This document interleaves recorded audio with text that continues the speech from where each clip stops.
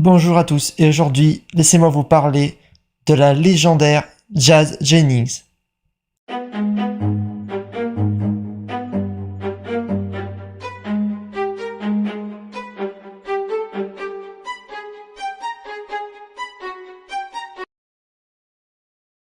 Notre histoire commence en Floride, en octobre 2000.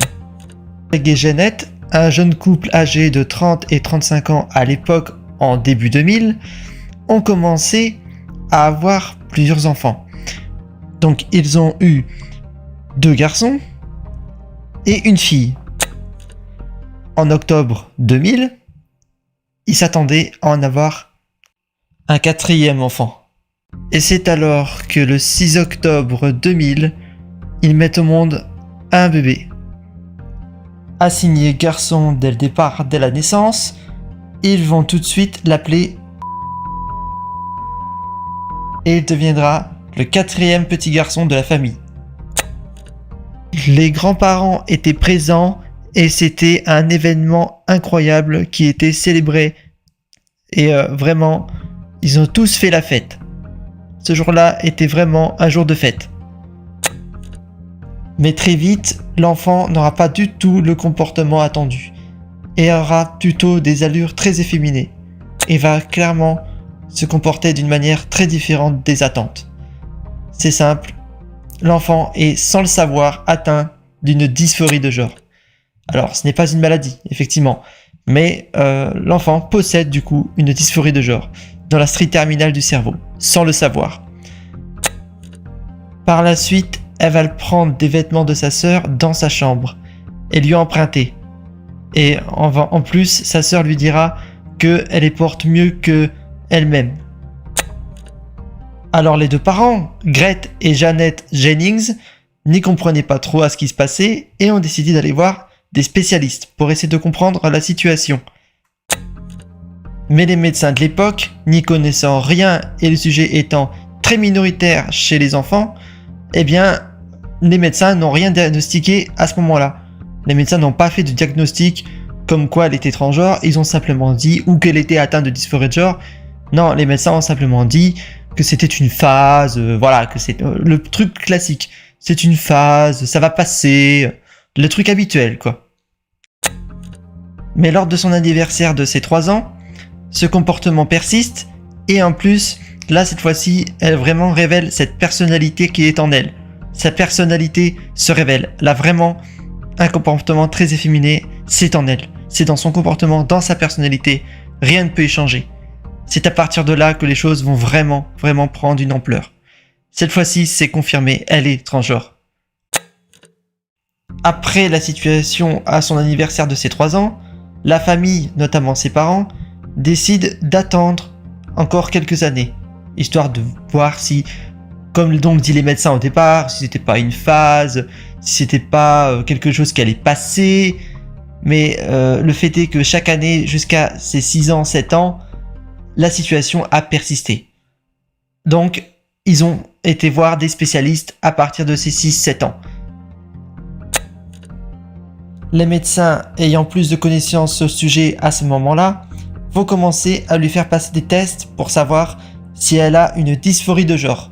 S'ensuit alors de nombreux tests, notamment des tests sur les stéréotypes, sur les couleurs, sur les préférences vestimentaires et les préférences de jouets.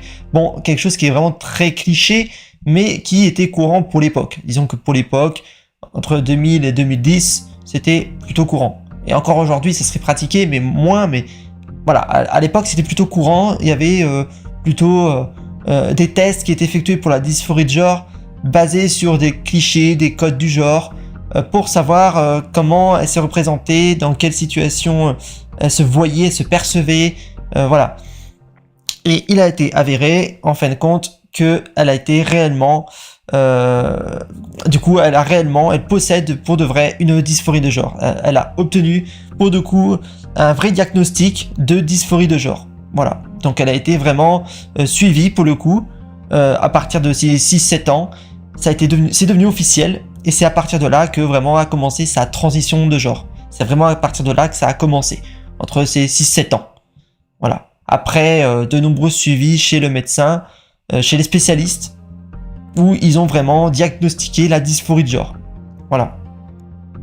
Et donc après que la dysphorie de genre ait été officialisée, elle a donc décidé avec sa mère, notamment sa mère, son père, il était un peu à l'écart au début, et c'est assez courant dans cette situation des enfants transgenres où le père il est plutôt à l'écart au départ, c'est plutôt la mère qui est plutôt de leur côté au départ. Et donc avec la mère, du coup, elle est plutôt encouragée à plutôt explorer plutôt cette personnalité-là, ce comportement, cette personnalité, cette identité, pour qu'elle se sente bien dans sa peau, bien dans son corps. C'est là que ça va vraiment prendre une ampleur, où elle va pouvoir se développer. Elle va commencer du coup à exploiter sa passion. Elle a une grande passion pour les sirènes. Donc là, elle va commencer à plutôt fabriquer de queues de sirène. Elle va commencer à vraiment faire des activités qui lui conviennent vraiment dans son identité. Et elle va vraiment s'épanouir avec ses parents, sa famille. Et ça va vraiment très très très bien fonctionner. Elle va vraiment être épanouie, heureuse. Ça va vraiment être le bonheur. Voilà, tout simplement. Quelques temps après, ça va tellement bien marcher qu'elle va commencer à faire une vidéo sur internet dès 2007-2008 pour faire un message pour Barack Obama à l'époque. Oui, c'est pas une blague. Dès ses 7 ans, elle va faire un message à Barack Obama à l'époque, alors qu'il n'était même pas encore président à ce moment-là, pour lui dire qu'en fait, elle voudrait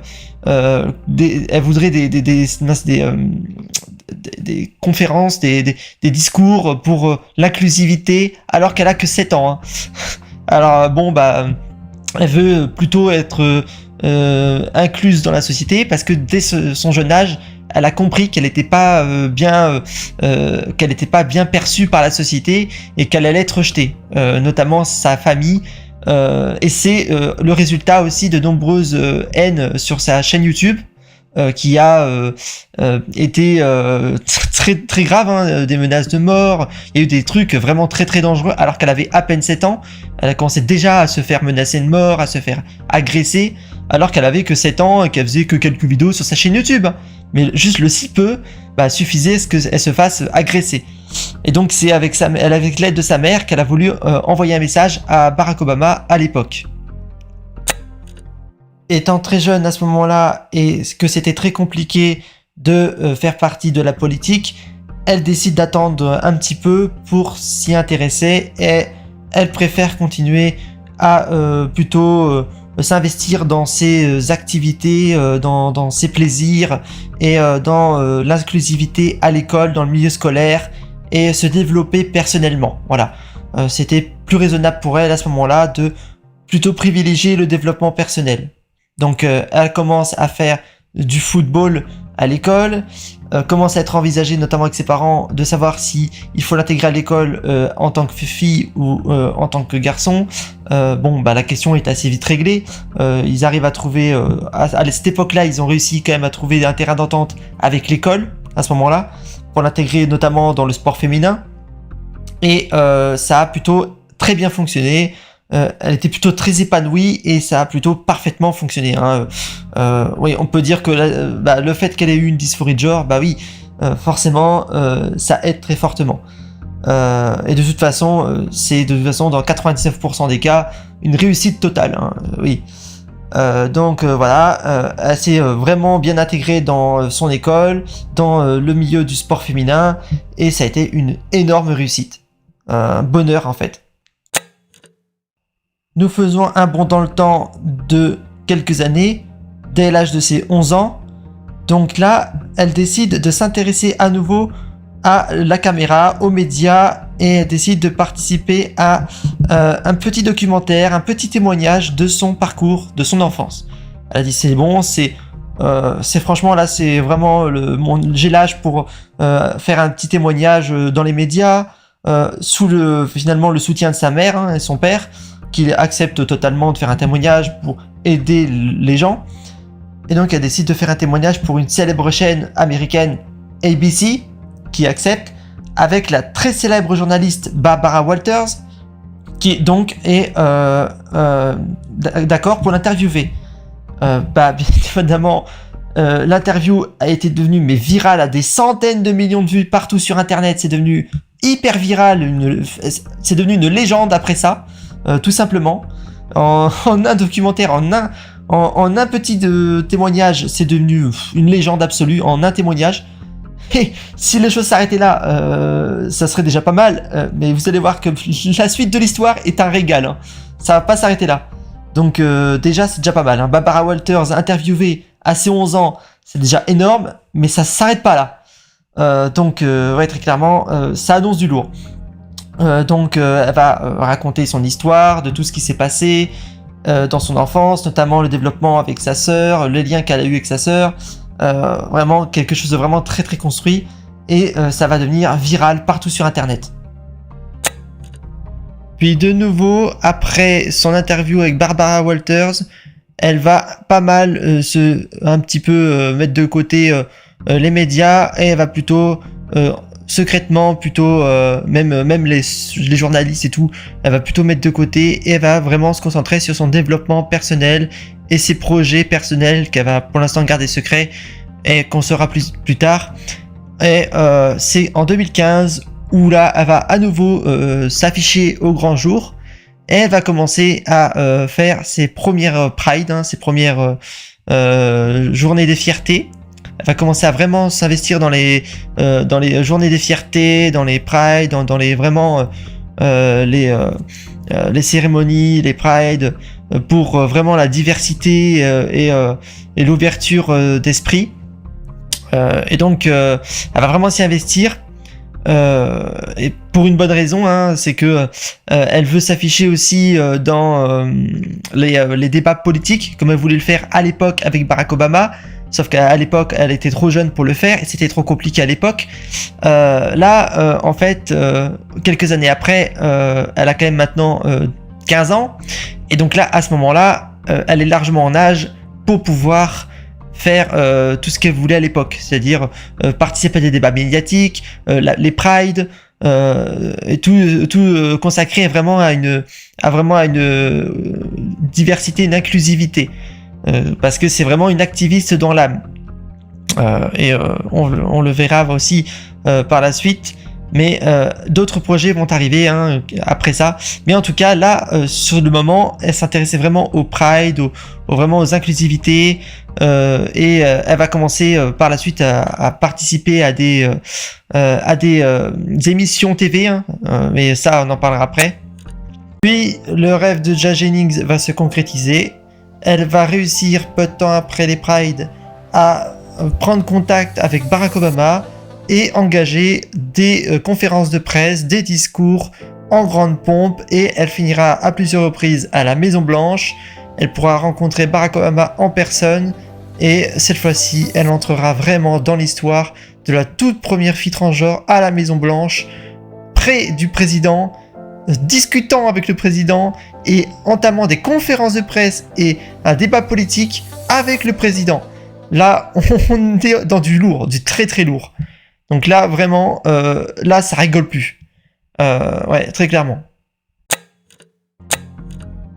Et c'est ainsi que courant 2015, dès le début, Jazz Jennings annonce sur sa chaîne officielle, en partenariat avec la célèbre chaîne TLC, une télé-réalité, la télé-réalité I Am Jazz, du coup sur sa vie de famille, sur sa vie familiale et son développement social aussi, où elle va raconter sa vie dans un documentaire, une grande télé-réalité qu'elle nomme I Am Jazz. Elle devient une énorme célébrité du coup dans tout le pays en fait, elle devient une énorme célébrité. Et le monde entier va prendre son exemple, en fait, toute la communauté LGBT prendra son exemple. C'est devenu une énorme célébrité à partir de là, en fait. À partir de là, c'est devenu une giga célébrité à plusieurs millions de vues. C'est devenu une célébrité à partir de là. Elle annonce vraiment sa télé-réalité quelques mois après les Pride, hein, qu'elle a fait, justement les grandes manifestations mondiales, hein, de 2015. Parce que il faut aussi savoir que les manifestations Pride étaient aussi des manifestations pour but de faire une révolution mondiale. Hein. C'était pas juste des manifestations vraiment juste personnelle. C'était vraiment une ouverture d'esprit de manière vraiment mondiale. En rajoutant aussi quelques mois après sa fameuse télé-réalité I Am Jazz, hein, qui a été annoncée sur sa chaîne YouTube en partenariat avec TLC. Ça a été vraiment un énorme succès. On parle quand même de 8 saisons, hein. C'est pas rien. On parle de 8 saisons, ça a été un succès colossal de 8 saisons, avec des centaines d'épisodes, un énorme succès colossal. Un succès absolument colossal. Et d'ailleurs, on va le voir, mais la partie ultra conservatrice va du coup se servir du coup de cette visibilité pour l'attaquer, et vous allez voir que ça va être vraiment dramatique parce que elle va être victime d'une transphobie de masse qui va être vraiment terrible. Elle va être victime d'une haine, d'un acharnement malveillant, et c'est terrible. Pendant les 2 premières saisons, Jazz Jennings sera une énorme célébrité et elle va enchaîner succès sur succès, se balader à Hollywood, faire son show. Elle va vraiment devenir une énorme célébrité. D'ailleurs, étant donné qu'elle est une personne transgenre, elle sera même placée comme légende absolue d'ailleurs, puisque aucune personne transgenre ne peut rêver d'être à ce poste-là. Personne ne s'imaginait en tant que personne transgenre d'arriver à un poste d'ultra célébrité comme elle en fait. C'était inimaginable en 2015. C'était impensable à l'époque. C'était impensable. Et c'est la première à avoir lancé la visibilité des personnes transgenres, notamment en tant qu'actrice, en tant qu'acteur, en tant que célébrité à Hollywood, en tant que journaliste, en tant que personnalité politique. C'est vraiment elle qui a lancé vraiment toute la visibilité dans ces milieux-là. Elle a vraiment ouvert la voie à toutes les autres personnes transgenres derrière. Donc vraiment une révolutionnaire qui a vraiment tout fait, quoi. Qui a vraiment fait qui a ouvert une voie à toutes les personnes transgenres qui n'étaient impossibles et impensables à l'époque. C'était impensable de se retrouver dans cette situation à l'époque. Elle va être très célèbre et ce qui va se passer, c'est que peu de temps après, une poupée transgenre à son effigie va être du coup annoncée en pompe, hein, en grande pompe. Une poupée vraiment transgenre à son effigie avec son visage et tout, hein, vraiment le modèle vraiment Jazz Jennings version poupée, quoi, vraiment. On a vraiment atteint un cap, hein, vraiment, où t'as carrément des poupées à ton effigie, quoi. Donc là vraiment là c'est que on a atteint un stade là, hein. Ouais, très clairement. Et peu de temps après, c'est pas un mais 2 livres qui vont être annoncés pour raconter son histoire. Donc un livre en bande dessinée et un roman d'une centaine de pages, un vrai roman officiel d'une centaine de pages. Donc on a le roman officiel d'une centaine de pages et la bande dessinée pour les enfants principalement, qui va être annoncée et qui a fait un énorme carton aussi, avec des ventes incroyables. C'est devenu une légende, tout simplement. Là, on parle plus d'une super célébrité, là, on parle vraiment d'une légende. Aucune personne transgenre ne sera capable d'en arriver à ce stade. C'est juste incroyable. Voilà. Tout se déroule à merveille, comme sur des roulettes. Tout va très bien. 1 saison, 2 saisons, 3 saisons. Tout va très bien et à un moment donné, il va se passer un drame dans la série. Malheureusement, il va se passer quelque chose qui va être dramatique. En cours de route, Jazz Jennings va commencer à prendre du poids. Elle va commencer à devenir obèse et elle va commencer à avoir une envie constante de manger. Et elle va être suivie par des médecins et notamment par des nutritionnistes. Et on va lui demander, on va justement essayer de l'aider dans ses problèmes, justement, de ses problèmes de nourriture. Elle n'arrivait pas à s'empêcher de manger. Il y avait un problème. Et elle va essayer du coup, ils vont essayer de trouver le problème. Donc au départ, ils pensent que c'est des hormones, ils pensent que c'est machin. Ils essaient de trouver une solution. Ils pensent que c'est certains traitements qui posent problème, certains bloqueurs, certains machins. Ils essaient de trouver une solution.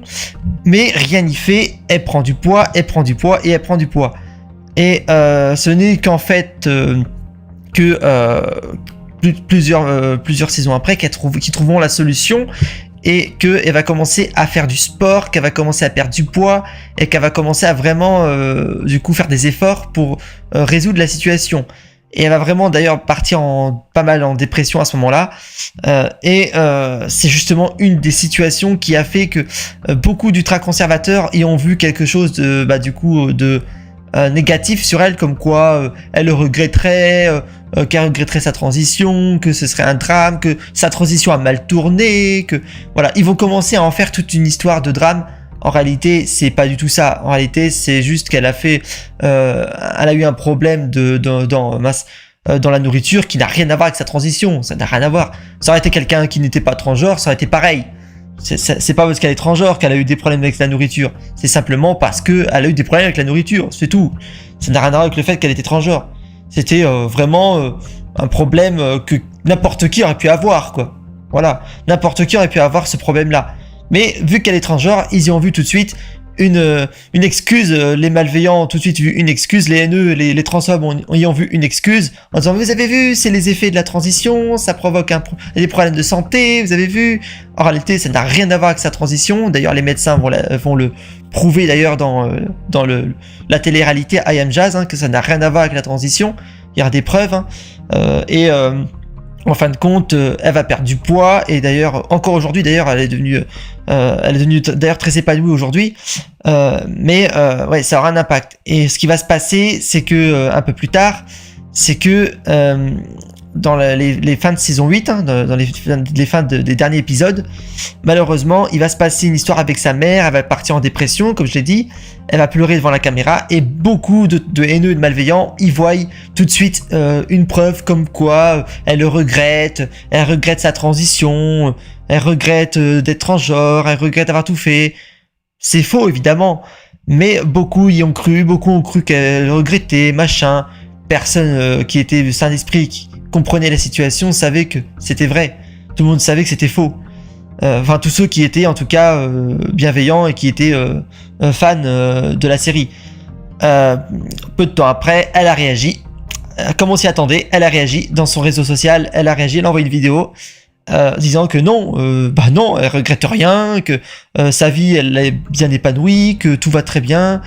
Et en fait, elle va dire clairement que non, je n'ai jamais regretté, que tout va très bien et qu'il n'y a aucun problème. To read the headlines. I Am Jazz star Jazz Jennings regrets early gender transitioning. I don't know where people are coming up with this idea that I regret my early gender transitioning. I have no regrets whatsoever. I am an out and proud woman. I love being me. I love my body. I love everything about being a woman. And that's just who I am. Voilà. Comme on le pensait et comme tous les fans le pensaient, bah oui, c'était faux. Voilà, c'était un mensonge. Et elle l'a confirmé, c'est un mensonge. Et elle l'a confirmé, c'était faux. Tout ce que les transphobes, tout ce que les haineux disaient était faux. Et elle l'a confirmé. Elle a dit non, je ne le regrette pas. D'ailleurs, je vous mettrai un extrait rapidement de ce que j'avais mis d'ailleurs sur ma chaîne YouTube, puisque je l'avais mis, cet extrait sur ma chaîne YouTube. Non, non, elle ne le regrette pas. Non, non. Elle aime sa vie, elle apprécie son parcours. Donc non, non, non, elle ne le regrette pas. C'est juste qu'il y a eu un moment de dépression, comme ça peut arriver à n'importe qui en fait. Voilà. Donc non, non, non, il n'y a pas de regret à avoir. Et malheureusement, à cause de ça, elle va pas mal s'effondrer dans les médias, parce que plus personne ne va y croire. Beaucoup de gens vont s'en prendre à elle. Elle sera victime de beaucoup de propagande, et elle va devoir s'éloigner des médias à cause de ça, parce que malheureusement, elle a été victime d'une propagande de masse, et c'est grave d'en arriver là. Ce qui s'est passé avec Donald Trump a aussi eu un impact. Donald Trump qui attaque les personnes transgenres. Il y a eu un impact aussi avec Ron DeSantis, par exemple, en Floride, ou par exemple Ben Shapiro, ou Matt Walsh. C'est des personnalités ultra conservatrices et très malveillantes qui ont basé leur politique sur les personnes transgenres et sur la transphobie, ce qui aura un impact. Et donc elle a préféré s'éloigner des médias après ça, et aujourd'hui on a peu d'informations sur sa situation, puisque elle a préféré s'éloigner des médias, et elle a raison, elle a clairement raison. Il fallait mieux s'éloigner. Il valait mieux qu'elle arrête les débats médiatiques, très clairement. Et c'est comme ça que sa célébrité va plutôt s'achever en fait dans finalement les débats médiatiques, dans la presse, parce que elle va vraiment elle va vraiment s'éloigner de plus en plus.